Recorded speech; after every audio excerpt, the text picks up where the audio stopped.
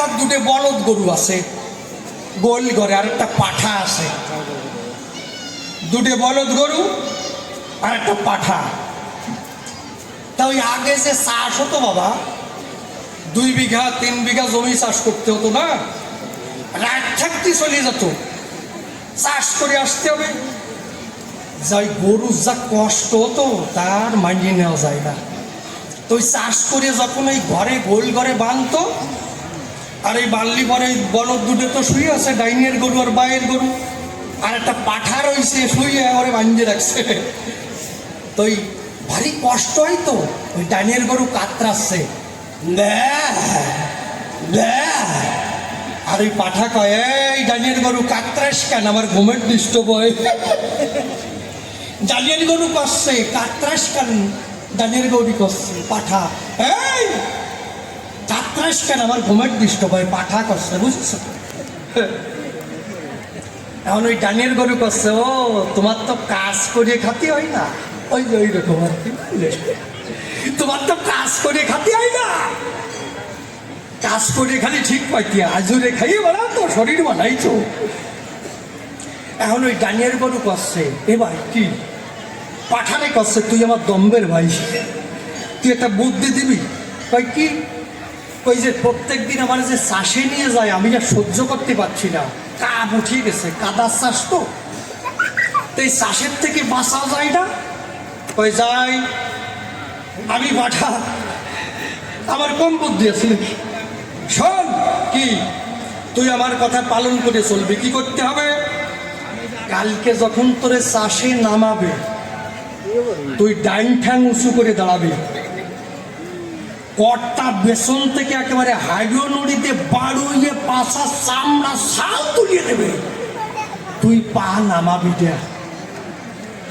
যদি ওই দিনটা সহ্য করে তুই কোনো মতে পা উঁচু করে থাকতে পারিস, এ সিজনে তোরা চাষে নামা লাগবে না। এ পাঠা বাবু, তোমার তো বাড়ি বুদ্ধি, উঁচু করে রাখলেই নামাবে না। পরের দিন যেই গেছে চাষে নামাইছে, ডানির গরু ভাইয়ের গরু আরো ঠ্যাং উঁচু করে দাঁড়াইছে, হাটে না, বায়ু হচ্ছে, বাড়ির চোটে করে চামড়া উঠে যাচ্ছে, ওদিকে লোমও উঠে যাচ্ছে, চ্যাকা বাঁকা হয়ে যাচ্ছে। ওর মনে পড়ে গেছে যে পাঠা তো মানা করিছে ঠ্যাং নামাবি নিয়া, কোনো মতে যদি শস্য করে থাকতে পারিস, এ সিজন বাইচে যাবি, ঠ্যাং আর নামায় না। কর্তা ভাবছে না দরকার নাই, এর মনে হয় কাদার চাষে ফাল লাগিছে। বাবা কি কর, অনেক সময় ফাল লাগলে পরে কাদায় ফিরে নামালে পোকা পড়ে যায়। কি বাবা সত্যি না?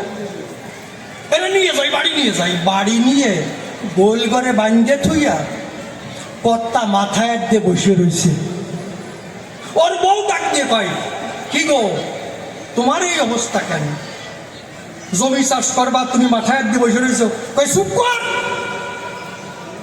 ঝামেলা বাতাস নিয়ে। কই কেন, কি হয়েছে? কই জানিস, চাষ করতে গেছি, ডানিয়ার গরু পা উঠে রয়েছে, মনে হয় ফাল লাগিছে, ওরে আর চাষে নামান যাবে না। 2 বিঘে জমির টাকা আগের থেকে মালিকের কাছ থেকে এনে খাওয়া হয়ে গেছে, এখন যদি আমি চাষে না যেতে পারি আমার গলা টিপে ধরবে।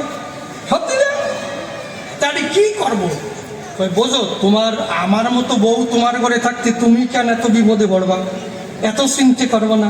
জানো, বউর মতো বউ থাকলে তার চিন্তা করা লাগে না। সত্যি কেন?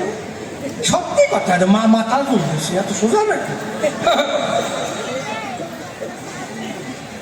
কি করতে হবে? আমার আগে বুদ্ধি দে, দুটো ভাত খাইছেন করে আগে বুদ্ধিটা দে, কি করবো? আর ওই বউটা ওই যে গোল করে যে পাঠা, ওর দিকে তাকাচ্ছে। পাঠা দেখছে মরছি তো, বউ আমার দিক তাকাই, আমারে নিরিখ করছে নাকি? মরছি তো। কিছুক্ষণ পরে কয়, হ্যাঁ পাইছি। কি কয়, শোনো, তোমার ডানিয়ার গরু তো ভাল লাগছে, ওই পাঠা খাইয়ে তাজা মোটা কম হয় নাই, ওইটারে ডানিয়ে জুড়ে দাও, ওইটারে ডানিয়ে জুড়ে দাও। পাঠা দেখছে মরছি তো, আমার যদি জুড়িয়ে দেয় আমার তো আর খোঁজ পাওয়া যাবে না রে বাবা। তাহলে পাঠারে পিছনে বাড়িতে বাড়িতে নিয়ে গেছে জমিতে, যাইয়ে যখন জুড়িয়ে দিয়েছে, হাট যেই পেছনে বাড়ি দিয়েছে, 2 গুল্লি দিয়েই পেছন দিক দিয়ে মিহিদানা পড়া শুরু করেছে। পাঠা দেখছে মরছি তো, আর ওই কর্তা দেখছে থাক দরকার নাই, প্রথমে একদিন আনছি তো, পাঠারে অত কষ্ট দেব না, তারপরে শীতকালায় পড়িয়ে থাকবে না, ওরে নিয়ে বাড়ি বিশ্রামে দেই। যেই বিশ্রামে দেশে গোল করে ডানিয়ার গরু বায়ের গরু শোয়া আছে, মানে পাঠা কাতরাচ্ছে, কাতরাচ্ছে। ডানিয়ার গরু কয় এ পাঠা কাতরাস কেন, আমার ঘুমের ডিস্টার্ব হবে। আগের কথা বেরোতেছে। ওই ভাই কি তুই আমার ধর্মের ভাই, তুই যে ঠ্যাং মুসু করিস ওইটি দয়া করে নাম হারে ভাই, কালকে যদি আমার চাষে নাই আমার আর পাঠার খোঁজ পাওয়া যাবে না, তুই ঠ্যাং নামা। ডানিয়ার গরু কয় যে ঠ্যাং মুসু করিস রে ভাই, এ সিজনের নামানোর কায়দা নাই, তা আমি যে ঠ্যাং মুসু করেছি গুরুদেবের জবাব না পাওয়া পর্যন্ত ঠ্যাং নামাবো না প্রায়।